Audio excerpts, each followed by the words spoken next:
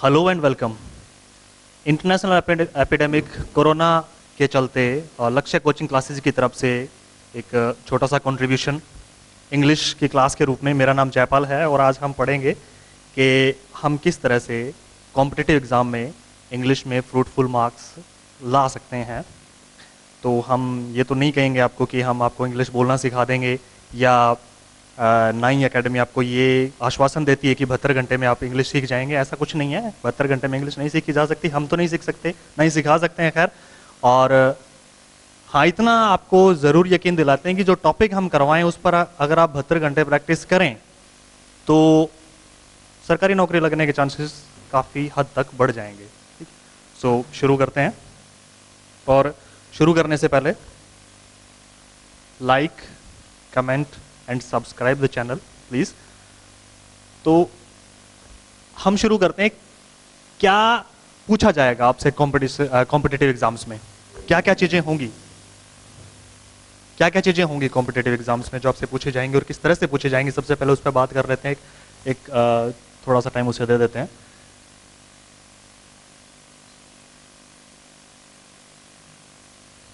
Vocabulary पूछी जाएगी। Vocabulary मतलब वर्ड मीनिंग्स।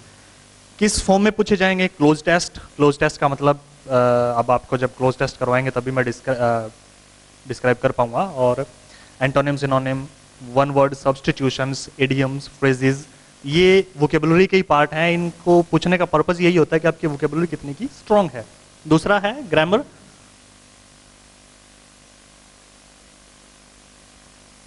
ग्रामर वैसे तो एक्सप्लेन करने की ज़रूरत नहीं है, आप जानते होंगे ग्रामर के बारे में, लेकिन इसमें वही parts of speech, noun, pronoun, adjective, adverb, tense, voice और नरेशन एटसेट्रा एटसेट्रा हम सीखते हैं। इसका पर्पज होता है भाषा का शुद्ध रूप का ज्ञान, जो हिंदी भाषा में हम जिसे व्याकरण कहते हैं। तो ये चीज़ें आपसे ग्रामर में पूछी जाएंगी। और तीसरा है रीडिंग। रीडिंग मतलब आप रीड करके, आपको एक पैसेज दिया जाएगा और पैसेज को आपने रीड करना है और रीड करके आपने उसमें से अटकलें दी जाएगी। अटकलों का मतलब है क्वेश्चंस, यानी आपसे क्वेश्चंस पूछे जाएंगे और आप उन क्वेश्चंस को उस पैसेज के थ्रू सॉल्व करेंगे। तो वो आपका रीडिंग पोर्शन में आता है। एक राइटिंग पोर्शन भी होता है जिसमें आपसे ऐसे लिखवाए जाते हैं, लेटर्स भी लिखवाए जा सकते हैं। कोई पर्टिकुलर टॉपिक दिया जाएगा, वो आपके मेंस में आता है। वो बाद की बात है, हम फिर चर्चा करेंगे उस बारे में। फिलहाल हम फोकस करेंगे ग्रामर पोर्शन के ऊपर। और ग्रामर पोर्शन पर फोकस करने के लिए आप ये जान लीजिए कि ग्रामर किस फॉर्म में आपसे पूछी जाती है आपके कॉम्पिटिटिव एग्जाम्स में। तो किस फॉर्म में ग्रामर पूछी जाती है? एक सेंटेंस के फॉर्म में ही ग्रामर पूछी जाएगी हमेशा। सेंटेंस के फॉर्म में मतलब आधा सेंटेंस दे दिया जा सकता है, आधा आपने करना होगा।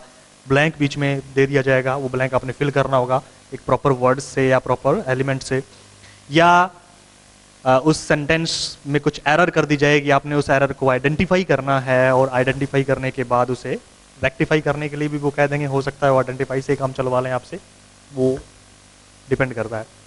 और हो सकता है पैराजम्बल आपसे पूछ ले, 4-5 सेंटेंस एक पैसेज के रूप में आगे पीछे दे दें और उसे आपने प्रॉपर अरेंज करके मीनिंगफुल पैसेज बनाना है। या एक सेंटेंस को वो इस तरह से तोड़ करके दे दें कि आपने उन सेंटेंसेस को अरेंज करके एक मीनिंगफुल सेंटेंस बनाना है। तो ग्रामर में यही सारी चीज़ें पूछी जाती है, लेकिन मेन जो चीज़ है वो है आपका सेंटेंस। अब सेंटेंस, क्या क्या एलिमेंट्स होते हैं सेंटेंस में, क्या क्या चीज़ें होंगी सेंटेंस में, आपको ये चीज़ें पता होनी ज़रूरी है। तो मैं 3 महत्वपूर्ण चीज़ों की बात करूंगा। ऐसे बहुत सारी चीज़ें होती है सेंटेंस में। पार्ट्स ऑफ स्पीच जितने भी हम पढ़ते हैं वो सेंटेंस में तो यूज़ किए जाते हैं, क्योंकि दुनिया में आप बिना सेंटेंस के बात तो देखो कर ही नहीं सकते। ठीक है, सेंटेंस में हम बात करते हैं, वर्ड्स की हम बात नहीं करेंगे। वर्ड्स का मतलब वोकेबुलरी आ गया। वोकेबुलरी का आज हम चर्चा ही नहीं कर रहे हैं, हम ग्रामर की चर्चा कर रहे हैं। ग्रामर का मतलब आप सेंटेंस से ले सकते हैं, सेंटेंस में वर्ड्स को सही तरह से, प्रॉपर तरह से यूज़ करना, ये हम आज स्टडी करेंगे। तो ग्रामर में सेंटेंस और सेंटेंस में हम 3 महत्वपूर्ण चीज़ें जो सेंटेंस में होती है। तो मैं एक हमारा जो पॉपुलर सेंटेंस है, जो हम बचपन से एग्जाम्पल्स, जब कोई भी बात आती है, कोई भी एग्जाम्पल देना होता है तो हम इसी तरह का एग्जाम्पल देते हैं। He plays football, he plays cricket. He plays football 3 words हैं। तीनों वर्ड्स वो 3 इंपॉर्टेंट एलिमेंट्स हैं। ऐसा नहीं है कि 3 ही वर्ड होते हैं या 3 ही एलिमेंट होते हैं एक सेंटेंस में, ऐसा नहीं है। बहुत सारी चीज़ें होती हैं इनके साथ ऐड होकर के आती हैं, और इससे कम भी हो सकता है, वो हम जब जैसे जैसे हम टॉपिक्स पढ़ते जाएंगे वैसे वैसे हम चर्चा करते जाएंगे। लेकिन फिलहाल हम चर्चा करते हैं 3 इंपॉर्टेंट एलिमेंट्स की, और वो 3 इंपॉर्टेंट एलिमेंट्स होते हैं, एक होता है सब्जेक्ट, एक वर्ब और एक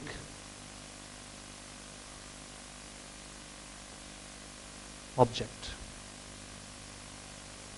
एक हेल्पिंग वर्ब भी आता है, लेकिन वो वर्ब ही होती है, वो कब हेल्पिंग वर्ब का काम करती है और कभी वो मेन वर्ब का काम करती है, उस पर भी हम बात करेंगे, अभी करेंगे।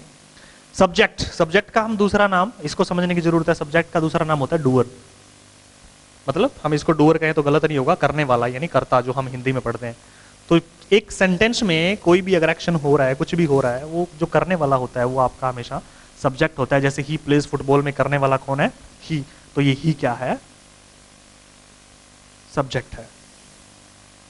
वर्ब, वर्ब यानी एक सेंटेंस में कोई ना कोई एक्शन होगा। अब एक्शन होगा ही होगा, ऐसे कैसे पता हमें भी? एक बिना एक्शन के सेंटेंस हो ही नहीं सकता, मतलब कैसे मान ले? तो मनवा देता हूं मैं अभी। बी,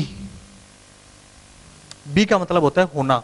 होना एक एक्शन ही होता है, यानी किसी चीज का एग्जिस्ट होना, विद्यमान होना भी एक प्रक्रिया ही है। दूसरा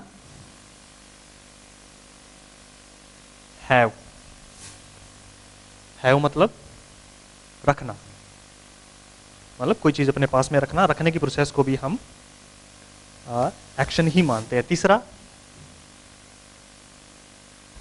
डू, डू मतलब करना। और इन 3 के अलावा हम बाहर कोई भी एक्शन नहीं करते हैं, ये 3 चीजें होती ही होती है। बी मतलब he is a man, he is a man, इसमें इज। अब इज, इससे पहले मैं क्लियर कर दूं, बी के रूप होते हैं is, am, are, was, were. Been भी होता है लेकिन वो पास्ट पार्टिसिपल होता है, हम आगे चर्चा करेंगे उस बारे में। बी की ये 3 चीजें होती है, एक प्रेजेंट में ये 3 चीजें यूज की जाती है, पास्ट में ये 2 चीजें यूज की जाती है। वॉज, वर इसकी पास्ट फॉर्म है और इज, एम, आर इसकी प्रेजेंट फॉर्म है। और ये तीनों ही चीजें हेल्पिंग वर्ब का भी काम करती हैं, लेकिन ऐसा नहीं है कि हेल्पिंग वर्ब ही है, ये मेन वर्ब भी है, मेन वर्ब का भी काम करती हैं। जैसे अगर मैं कहूं he is a man, he is a man, और ही इज अ डॉक्टर, और he is a teacher, whatever. तो ये इज यहां पर होना दर्शाता है, यानी वह एक डॉक्टर है, और उसके जो होने की प्रोसेस है वो हमें इज से शो होती है। तो यहां इज जो है वो मेन वर्ब है, हेल्पिंग वर्ब नहीं है। ठीक है, तो जो सेंटेंस बोला जाता है वो 3 ही फॉर्म में बोला जाएगा, इज की फॉर्म में यानी बी की फॉर्म में, होने की फॉर्म में, दूसरा रखने की फॉर्म में, और तीसरा करने की फॉर्म में। जैसे यहां ये प्लेज, ये करने की फॉर्म में है, यानी फुटबॉल खेलना, खेलना किया जाता है। या फिर आई हैव अ पेन, ये रखने की फॉर्म में हो गया। तो जो एक्शंस होते हैं वो 3 फॉर्म में होते हैं, और इन्हीं 3 फॉर्म में सेंटेंस बनते हैं, बड़े छोटे क्रिटिकल। वो जैसे जैसे रूल्स में हम डीप चलते जाते हैं वैसे वैसे वो चीजें उसमें नहीं आती जाती हैं, लेकिन सेंटेंस हमेशा इन 3 ही फॉर्म्स में रहेगा। ही प्लेज फुटबॉल की हम बात कर रहे थे, और सेंटेंस के 3 मेन एलिमेंट्स की हम बात कर रहे थे। दूसरा एलिमेंट होता है वर्ब, और वर्ब है जो भी सेंटेंस में एक्शन, वो चाहे हो रहा है, वो रख रहा है या वो कर रहा है, वो आपका हमेशा वर्ब की फॉर्म में आता है। तीसरा होता है ऑब्जेक्ट। ऑब्जेक्ट को समझने के लिए सब्जेक्ट जो एक्शन कर रहा है और उसके करने का इफेक्ट जिसके ऊपर पड़ रहा है, वो हमेशा आपका ऑब्जेक्ट है। जैसे ही सब्जेक्ट है, करने वाला, क्या कर रहा है? प्लेज, खेलता है, और उसके खेलने का असर किसके ऊपर पड़ता है? फुटबॉल के ऊपर पड़ता है, यानी लातें किसको पड़ती हैं? फुटबॉल को पड़ती है। तो फुटबॉल आपका क्या है? ऑब्जेक्ट है। क्या है? ऑब्जेक्ट है। ही सब्जेक्ट है, प्लीज वर्ब है, फुटबॉल आपका क्या है? ऑब्जेक्ट है। यानी डूअर के एक्शन का जो इफेक्ट जिसके ऊपर पड़ता है वो हमेशा आपका क्या होता है? फुटबॉल। जैसे वॉशरमैन वॉशेस द क्लोथ्स, तो वॉशरमैन के कपड़े धोने का इफेक्ट किसके ऊपर पड़ता है? कपड़ों के ऊपर पड़ता है, तो वो आपका हमेशा ऑब्जेक्ट रहेगा। अब जो इंपॉर्टेंट चीज है, जो इंपॉर्टेंट क्वेश्चन है जो शायद आपके दिमाग में आ रहे होंगे, मैं एक पॉसिबल सा गैस कर लेता हूँ, और अगर नहीं आ रहे हैं तो आप जब लाइक कमेंट और शेयर कर रहे होंगे उसमें कमेंट बॉक्स में आप बता दीजिएगा कि ऐसी कौन सी चीज है इसमें से, या क्या ये जो सेंटेंस है वो इन तीनों में से किसी एक के मिसिंग होने से बनाया जा सकता है।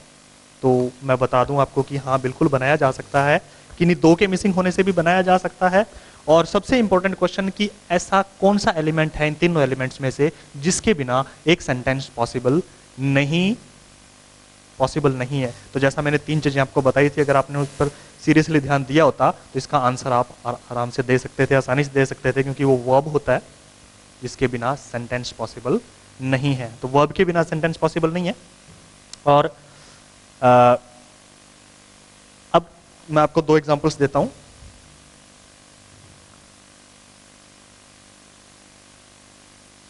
कम हियर, अब इसको सेंटेंस के फॉर्म में लिखें।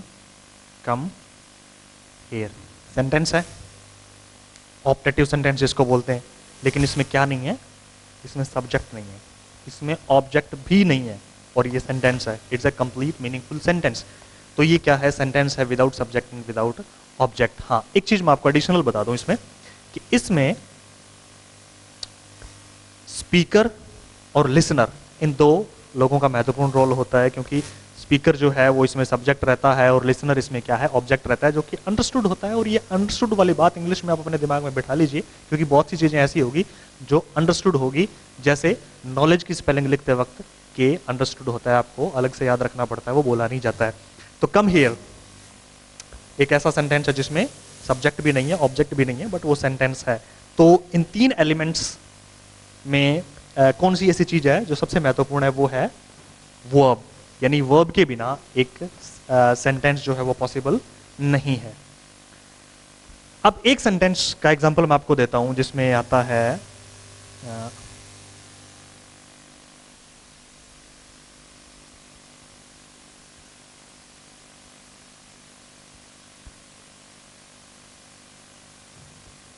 What a beautiful flower. इस सेंटेंस में आप अगर वर्ड्स को गौर से देखेंगे तो ऐसा कोई भी वर्ड नहीं है जो आपको ये बता देता हो कि इसमें एक्शन कौन सा है, यानी वर्ब कौन सी है, लेकिन वर्ब के बिना तो सेंटेंस पॉसिबल नहीं है। तो इसमें जो वर्ब है वो अंडरस्टूड है गाइस। इसका एक्चुअली मतलब ये होता है कि what a beautiful flower it is, के कितना सुंदर फूल है ये। तो इट इज जो वर्ब है वो इसमें अंडरस्टूड होती है। तो all in all without action, without verb एक सेंटेंस पॉसिबल नहीं है। ठीक है, आज हम जो बात करेंगे वो इन्हीं के ऊपर बात करेंगे, क्योंकि वर्ब हम बाद में टच करेंगे, सब्जेक्ट और ऑब्जेक्ट। और सब्जेक्ट और ऑब्जेक्ट में सबसे ज्यादा इस्तेमाल होने वाली चीज हम वो टॉपिक आज करेंगे, उसमें क्या है, नाउन। ऐसा नहीं है कि सिर्फ नाउन ही होता है, लेकिन नाउन को सब्जेक्ट और ऑब्जेक्ट के रूप में सबसे ज्यादा इस्तेमाल किया जाता है। तो हम नाउन पढ़ते हैं। और रिमेंबर वन थिंग, जब तक टीचर इरेज कर रहा होता है तब तक आप प्लीज लाइक और सब्सक्राइब कर ही सकते हैं। नाउन, नाउन को समझने के लिए एक चीज हमेशा याद रखिएगा कि आप फेस, हर चीज का फेस बना करके चलिए, यानी आपके सामने फेस होना चाहिए। हर चीज की एक शक्ल होती है। और लैंग्वेज का मैं आपको बता दूं कि लैंग्वेज को कॉम्पिटिटिव एग्जाम्स को क्लियर करने के लिए नहीं, लैंग्वेज का जो पर्पज होता है उसे पूरा करने के लिए लैंग्वेज सीखिए, कॉम्पिटिटिव एग्जाम अपने आप क्लियर हो जाएंगे। नाउन, दुनिया में ऐसी कौन सी चीज है जिसका नाम नहीं है, याद करने की कोशिश कीजिए। नहीं याद कर पाएंगे आप, क्योंकि दुनिया में ऐसी कोई भी चीज है ही नहीं जिसका कोई नाम नहीं है। हर चीज का नाम होता है, और वो नाम क्या है, भी नाउन है। कुछ भी आपके इर्द गिर्द आप देख लीजिए, सैकड़ों चीजें मिल जाएंगी जिनके कोई ना कोई नाम जरूर है, और वो सारी की सारी चीजें नाउन है। एक डेफिनेशन होती है नाउन की, noun is a name of a person, place और थिंग। तो ये डेफिनेशन ठीक है, अच्छी डेफिनेशन है, लेकिन गलत नहीं है। लेकिन ये कंप्लीट सेंस आपको नहीं बता पाती है, एक पिक्चर क्लियर नहीं कर पाती है, आपको एक डायरेक्शन तो दिखा देती है ये कि एक name, noun is a name of person, place और थिंग। Person, place, thing. इसमें तीन ही चीज़ें आई, तो क्या इनके अलावा जो चीज़ें एग्जिस्ट करती हैं उनका जो नाम है वो नाउन नहीं है? ऐसा नहीं है, वो भी नाउन है। इमोशंस के नाम जो हैं वो भी नाउन है, कई बार एक्शंस के नाम हैं वो भी नाउन में ही आते हैं। तो अगर आप सिंपली सीधे शब्दों में कहे, all the naming words are noun. Naming words, दुनिया में जितने भी नेमिंग वर्ड्स हैं, चीज़ों के नाम है, वो नाउन है। आप अपने इर्द गिर्द देख लीजिए, पेन नाउन है, टीचर नाउन है, in front of me camera is a noun, whiteboard is also a noun, this mic is also a noun, finger, marker, lectern। lectern की मैं आपको एक एडिशनल इंफॉर्मेशन दे देता हूँ।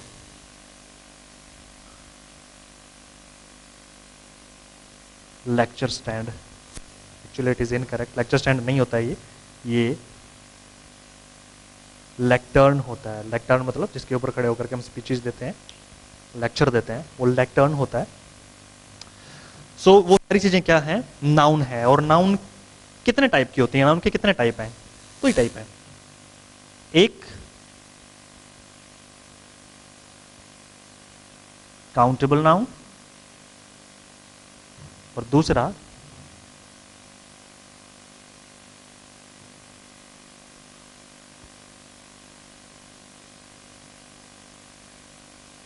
Uncountable noun. Countable, able to count, जिसे count किया जा सके।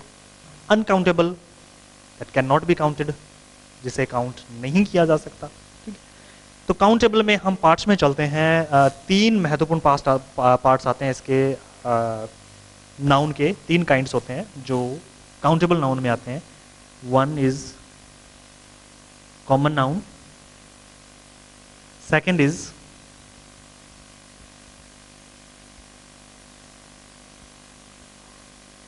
proper noun and third is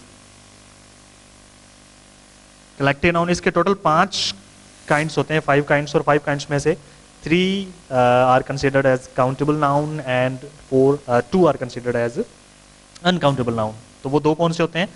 material noun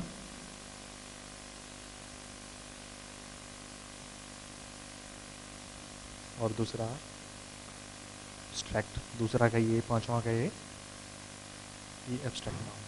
ठीक है, हम कॉमन और प्रॉपर में चलते हैं। पहले कॉमन और प्रॉपर को आप कंट्रास्ट कर लें तो ये आपके समझ में आ जाते हैं। वैसे हम एक बार ब्रीफली इनको कर लेते हैं। कॉमन का मतलब है एक जेनरिक नेम, किसी भी चीज़ का एक जेनरिक नेम। जेनरिक नेम जैसे मैन, तो मैन एक कॉमन नाउन है। गर्ल, गर्ल एक कॉमन नाउन है। अब प्रॉपर नाउन ये तब हो जाएगा जब मैन को अगर कह दिया जाए रामलाल, ये क्या हो गया? प्रॉपर हो गया, यानी एक मैन को प्रॉपर आइडेंटिफिकेशन मिल गई। गर्ल में सीता, तो ये क्या हो गया? प्रॉपर नाउन हो गया। अगर कुछ और एग्जांपल्स जैसे हम लें, जैसे डॉग, तो डॉग क्या है? एक कॉमन नाउन है, और इसी डॉग को अगर हमने एक प्रॉपर नाम दे दिया तो वो हो गया आपका प्रॉपर नाउन। तो कॉमन और प्रॉपर, कॉमन एक जेनरिक नेम है और प्रॉपर उसकी प्रॉपर जो उसे नाम दिया गया आइडेंटिफिकेशन है उसकी, वो क्या है? प्रॉपर नाउन है।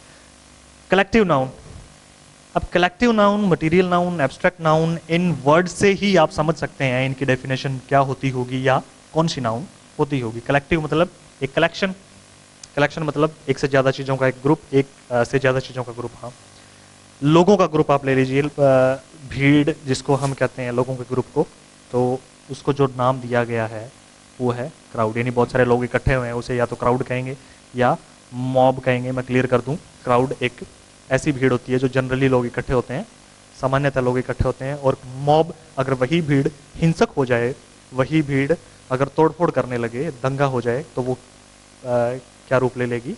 मॉब का रूप ले लेगी। उसे क्या कहेंगे? मॉब कहेंगे। लेकिन होते दोनों ही लोगों की भीड़ है, तो ये दोनों ही नाम क्या है? कलेक्टिव नाउन है। इसी तरह से एक से ज़्यादा चीज़ें जैसे हेड, हेड मतलब पशुओं का झुंड, यानी बहुत सारे पशु अगर इकट्ठे हैं तो उसे क्या कहा जाएगा? Heard. School, school of fish भी होता है और स्कूल ऑफ स्टूडेंट्स भी होता है। तो फिश, और फिश की प्लूरल फॉर्म भी फिश ही होती है, फिशेज नहीं होती है, रिमेंबर। इसके बाद स्कूल के अलावा क्रू,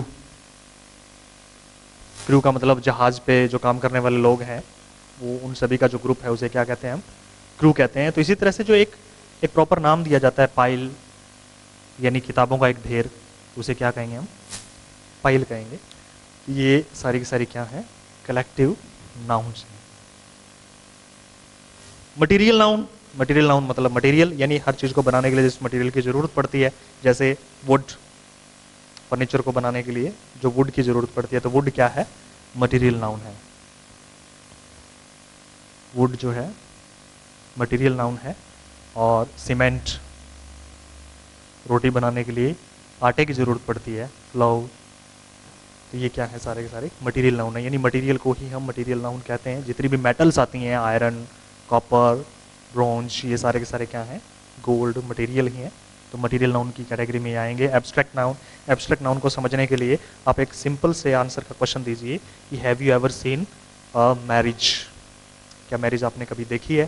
तो मोस्ट प्रोबेबली आपका आंसर होगा कि हाँ मैरिज देखी है, लेकिन it is an incorrect answer. Marriage नहीं देखी है, क्योंकि मैरिज देखी ही नहीं जा सकती, देखी नहीं जा सकती मतलब मैरिज का कोई रंग रूप आकार शक्ल नहीं होती है, ठीक है। तो मैरिज आप नहीं देख सकते हैं, मैरिज एक एब्स्ट्रैक्ट नाउन है। और आप जो चीज़ इमेजिन कर रहे हैं वो मैरिज नहीं है, वो मैरिज में होने वाली दूसरे एलिमेंट्स को आप इमेजिन कर रहे हैं। जिस फॉर्म में आपने मैरिज को देखा है और जिसने जिस फॉर्म में मैरिज को देखा है उसके लिए वैसी ही मैरिज होती है, लेकिन मैरिज की कोई रंग रूप आकार नहीं होता। अगर हम सीधे शब्दों में समझें तो आपकी जो 5 सेंसेस होती हैं, उन 5 सेंसेस से जो चीज़ फील नहीं की जा सकती वो एब्स्ट्रैक्ट नाउन में आती है। एग्जिस्ट करती हैं वो चीज़ें, जैसे मैरिज है, मैरिज को आप टच नहीं कर सकते, मैरिज को आप टेस्ट नहीं कर सकते, मैरिज को आप देख नहीं सकते और मैरिज को आप सुन नहीं सकते, तो वो क्या है, आपकी एब्स्ट्रैक्ट नाउन है। इसी तरह से फ्रेंडशिप, फ्रेंडशिप को आप नहीं देख सकते, फ्रेंडशिप का भी कोई रंग रूप आकार नहीं होता है, तो फ्रेंडशिप क्या है, एक एब्स्ट्रैक्ट नाउन है। ऑनेस्टी, एनिमिटी, ये सारी की सारी चीज़ें जो भावनाएं होती हैं एग्जिस्ट करती हैं, लेकिन इन्हें देखा, सुना या टच नहीं किया जा सकता है, तो वो सारी एब्स्ट्रैक्ट नाउन की कैटेगरी में आती है। और अगर आपके मन में एक क्वेश्चन आ रहा है कि sir air can not be seen, तो एयर को हम महसूस कर सकते हैं, यू कैन टच एयर, आप एयर को देख सकते हैं, सॉरी छू सकते हैं। अरे जब पंखा चल रहा होगा तब आप हाथ नीचे कीजिए तो आपको आपके एक सेंस के ऊपर एयर महसूस हो जाएगी। और एयर, ये भी बता दूं, air is material noun, air जो है वो एक मटेरियल नाउन है। दूसरा काउंटेबल, अनकाउंटेबल में क्लियर कर दूं कि वो चीज़ें जिन्हें काउंट किया जा सकता है वो काउंटेबल नाउन है, जैसे कि पेन है, बोर्ड है, मैन है, यानी जिसे आप गिन सकते हैं। और एक सबसे जो ज़्यादा पूछा जाने वाला क्वेश्चन कि सर स्टार को काउंट नहीं किया जा सकता, तो गाइज आपकी क्षमता जवाब दे जाती है, इसका मतलब ये नहीं है कि वो काउंट नहीं किया जा सकता।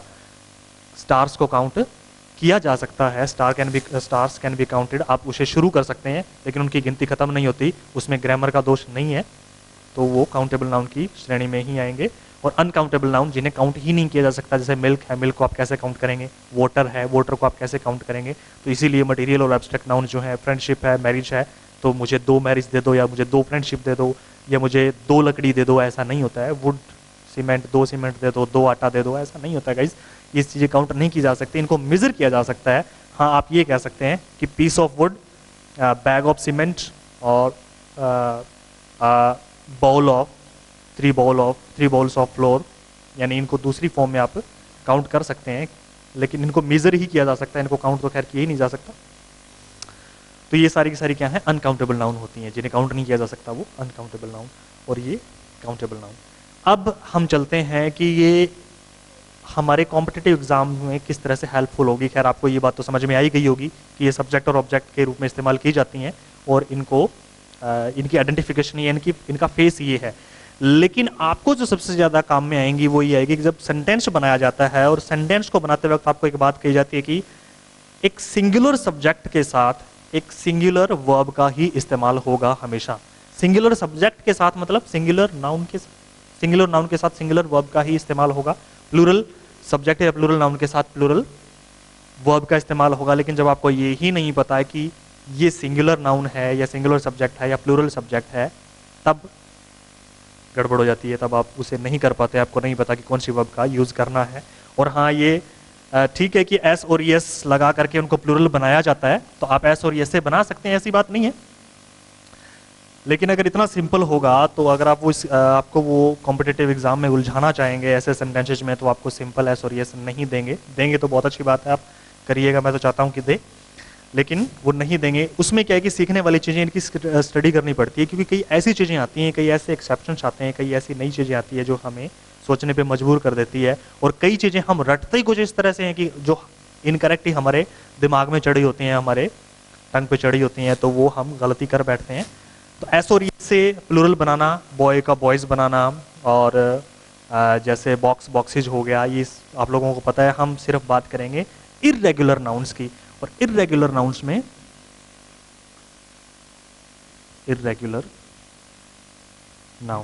इर्रेगुलर नाउन का मतलब है कि ऐसे नाउन जिनका प्लूरल बनाते वक्त वर्ड में टोटल चेंज आ जाता है। एस और यस से काम नहीं चलने वाला होता, जिसमें जैसे अगर हम बात करें चाइल्ड का जो प्लूरल है वो चिल्ड्रन होगा। बहुत से लोगों को पता होगा, बहुत अच्छी बात अगर पता है, लेकिन बहुत से ऐसे हैं जिनको नहीं पता, बताना बहुत जरूरी है। और कई बार जिनको पता होता है वो भी चिल्ड्रन की जब बात आती है कि देयर वर मैनी चिल्ड्रंस कह देते हैं, हम सेंटेंस में यूजर्स को इनकरेक्ट कर जाते हैं। तो चिल्ड्रंस कभी नहीं होता है, क्योंकि चिल्ड्रन अपने आप में प्लूरल है, जिसका सिंगुलर क्या है, चाइल्ड है। मैन का जो प्लूरल है वो मैन। अब ये मैन है और जो उसकी प्रोनाउंसिएशन होती है वो मैन होती है। मैन, वुमन, वैसे वुमन को बताने का पर्पज ये तो नहीं था कि इसका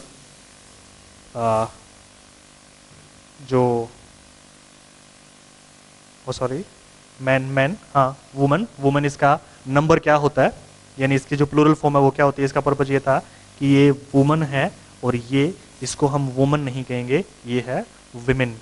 तो प्रोनाउंसिएशन में थोड़ा इसमें भी थोड़ा प्रोनाउंसिएशन में डिफरेंस होता है, लेकिन जब आप ये स्पेलिंग्स पे ज़्यादा ध्यान देंगे, इसको स्टडी करेंगे बार बार, तो ये आपके लिए ठीक हो जाएगा। तो इस तरह की चीज़ें आप स्टडी कीजिए रेगुलर वर्ब्स की, ताकि आप ये पता लगता रहे कि ये सब्जेक्ट सिंगुलर है या प्लूरल है। कुछ एक कंपाउंड वो होते हैं इर्रेगुलर में। कुछ एक चीज़ें और बता दूं मैं आपको कि कई जो नाउन होती हैं, कई जो वर्ड्स होते हैं, उनमें सिंपल आई को लगा करके ही प्लूरल बनाया जाता है।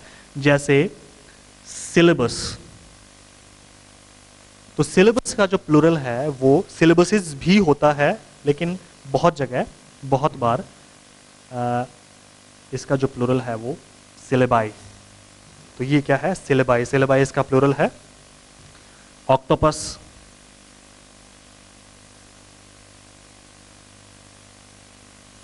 ऑक्टोपस का प्लूरल ऑक्टोपाई।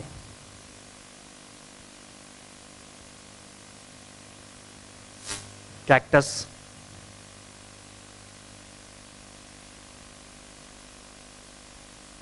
कैक्टाई। तो ये इनके प्लूरल है इरेगुलर।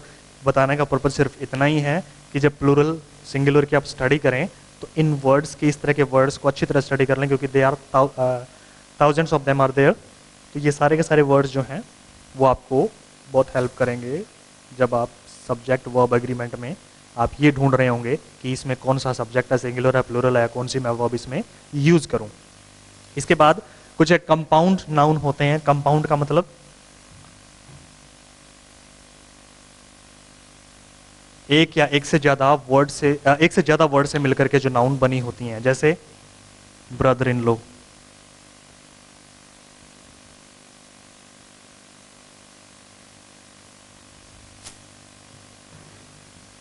इसमें कई बार क्या है, brothers in law, brother in laws, इस चीज़ की अपने स्टडी करनी है कि प्लूरल कैसे बनेगा, क्योंकि ये सभी ऐसा नहीं होता है कि सभी के लास्ट में ऐसा लगता है। कई में सब बीच में जो वर्ड्स आ जाते हैं उनमें भी एस और यस लगा करके इनके प्लूरल फॉर्म बनाई जाती है। इसी तरह से एक आता है आपका नाउन और प्रेपोजिशन से मिलकर के बना होता है पासर बाय। तो ये जो पासर बाय है ये भी एक नाउन है, तो इस तरह के नाउन्स की और इनके प्लूरल क्या होते हैं इनकी भी आप स्टडी कीजिए। ये ही आपको, क्योंकि ये आपको याद ही करने पड़ेंगे, बहुत ज़्यादा संख्या में है, मैं आपको बता दूं कि ये ज़रूरी है। और ऐसी ही चीज़ें आपको पूछी जाती हैं, ऐसी ही गलतियां आपको उसमें करके दी जाती है ताकि आप उनको ये देख सकें वो आइडेंटिफाई कर रहे हैं या नहीं कर रहे हैं। और एक सबसे इंपॉर्टेंट चीज़, कुछ एक नाउन्स ऐसी होती हैं जो हमेशा प्लूरल होती हैं। हमेशा प्लूरल मतलब उन्हें हम प्लूरल की फॉर्म में ही यूज़ करते हैं। हम जनरल सेंस में जब हम रोज़ाना बात करते हैं तो हम एक बड़ी गलती करते हैं और रोज़ाना उनको गलत ही बोलते हैं। जैसे अगर आपको ये कहना पड़े कि मेरा पजामा कहाँ है, तो पजामा, या मुझे मेरा पजामा पास में, माई पजामा, तो ये गलत है। पजामा नहीं होता एक्चुअली, वो पजामाज होता है।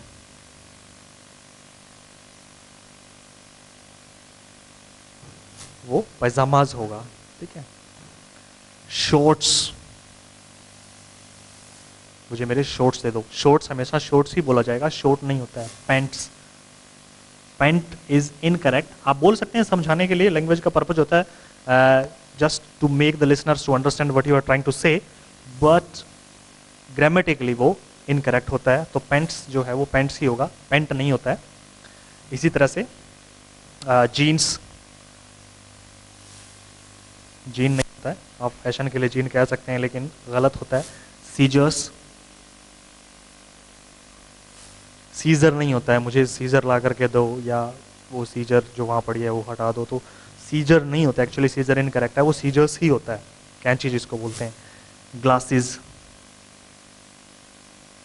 मुझे मेरी ग्लासेस दो, ग्लास दो नहीं है, पेयर ऑफ ग्लासेस होगा, ग्लासेस ही होगा, ग्लासेस हमेशा ग्लासेस के फॉर्म में यूज़ किया जाएगा। टोंग्स, चिमटा जिसे बोलते हैं, वो हमेशा प्लूरल फॉर्म में ही यूज़ किया जाएगा। डिवाइडर नहीं होता है गाइज, आप डिवाइडर कहते हैं कि मुझे मेरा डिवाइडर दे दो, या ए हैव अ डिवाइडर, वो डिवाइडर्स होता है, ठीक है। इसी तरह से ये जो प्लूरल फॉर्म में यूज होने वाले हैं, वैसे कुछ एक ऐसे भी होते हैं जो हमेशा सिंगुलर फॉर्म में ही यूज होते हैं, उनका कोई प्लूरल नहीं होता एक्चुअली, ना ही हम यूज़ करते हैं। कुछ एक एक्सेप्शन, हाँ ये बात ज़रूर आप हमेशा याद रखिएगा कि इंग्लिश के हर रूल के आपका कोई ना कोई एक्सेप्शन मिल ही जाएगा। तो आप एक्सेप्शंस की तरफ इतना ध्यान ना दें, जो जनरल सेंस में चीज़ें उनको पढ़ते जाएं, जैसे जैसे आपकी क्यूरियोसिटी बढ़ती जाएगी वैसे वैसे आप एक्सेप्शंस की तरफ भी अपने आप ही ध्यान देना शुरू कर देंगे। नाउन में ये हमेशा प्लूरल में है, कुछ एक ऐसे हैं जो हमेशा सिंगुलर में होते हैं, उनका प्लूरल नहीं होता है। जैसे ब्रेड, ब्रेड का कोई प्लूरल नहीं है, ब्रेड ब्रेड ही होती है, ब्रेड्स नहीं होता है। गिव मी 3 ब्रेड्स, ऐसा नहीं है, 3 ब्रेड्स नहीं होता है। 3 पीसीज ऑफ और 3 slices of bread, 3 slices of bread तो हो सकता है लेकिन ब्रेड्स नहीं हो सकता है। बटर, 2 बॉल्स ऑफ बटर हो सकता है, पीसीज ऑफ बटर हो सकता है, लेकिन बटर्स, 3 बटर्स 4 बटर्स नहीं है। फर्नीचर, फर्नीचर्स नहीं होता है कभी, फर्नीचर ही होता है। Chalk, give me 3 chalks, incorrect है गाइस, मुझे 3 चॉक्स दे दीजिए, हम जनरली ऐसा ही बोलते हैं लेकिन ऐसा नहीं है, वो 3 पीसीज ऑफ चॉक होता है, लेकिन वो चॉक्स नहीं होता है, सॉरी मैंने ऐसे लिख दिया, तो वो चॉक ही होता है। चॉक के साथ एस कभी भी नहीं लगता, यानी इसे प्लूरल फॉर्म में नहीं लिखा जाता है, इसका कोई प्लूरल फॉर्म नहीं होता है। न्यूज़, न्यूज़ चाहे 1 है या 10 है, न्यूज़ ही रहेगा, न्यूज़िज नहीं होगा, और एस हटाने से तो आपको पता है बन क्या जाएगा। और इसके अलावा पॉलिटिक्स, पॉलिटिक्स एक विषय है और इसमें पॉलिटिक्स को सिंगुलर और प्लूरल दोनों फॉर्म में यूज किया जाता है। कब यूज किया जाता है वो देखिए, पॉलिटिक्स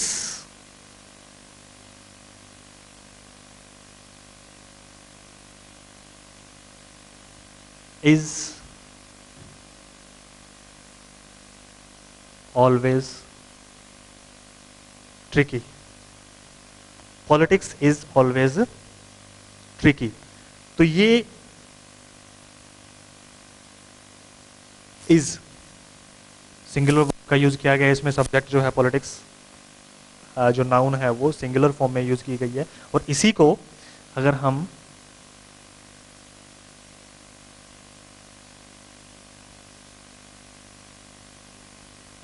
politics are ऑलवेज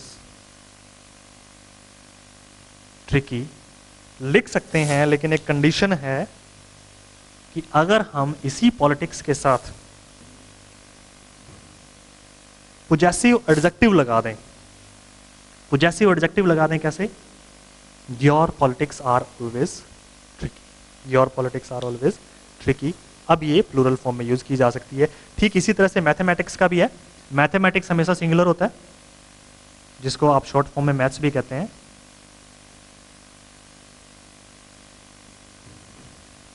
तो mathematics is a good subject, mathematics is a good subject में अगर आप इसे प्लूरल करना चाहें तब भी आपको एक पॉजेसिव एडजेक्टिव उसमें लगाना होगा, जैसे my mathematics,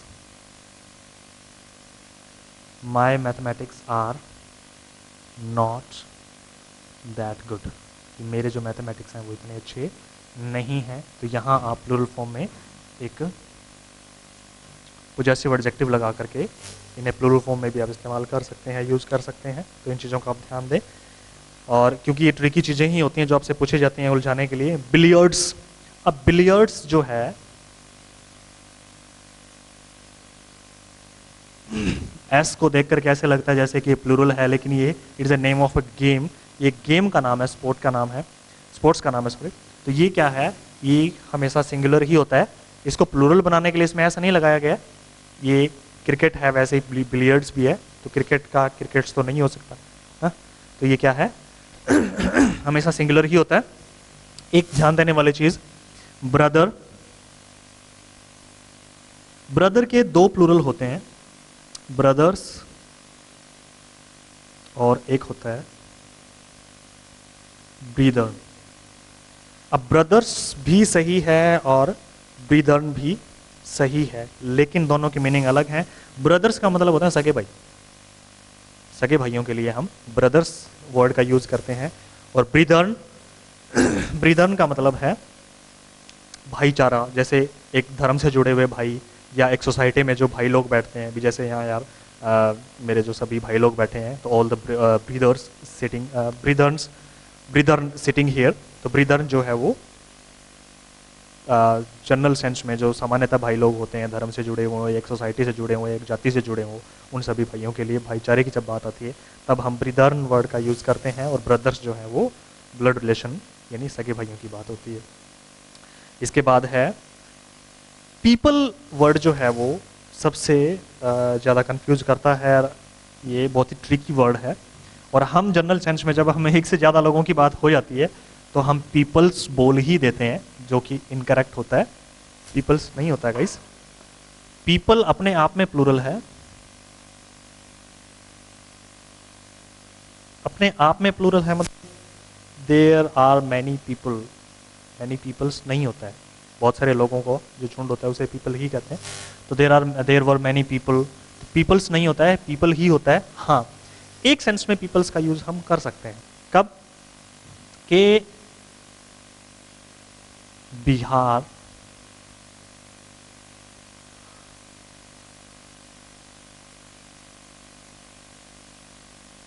people of Bihar are laborious. तो the people of Bihar are laborious.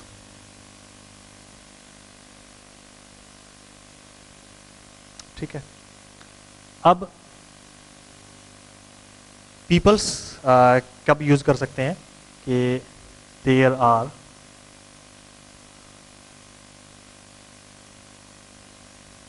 Different peoples in Bihar, but याद रखिएगा दोनों की सेंस में थोड़ा फर्क है।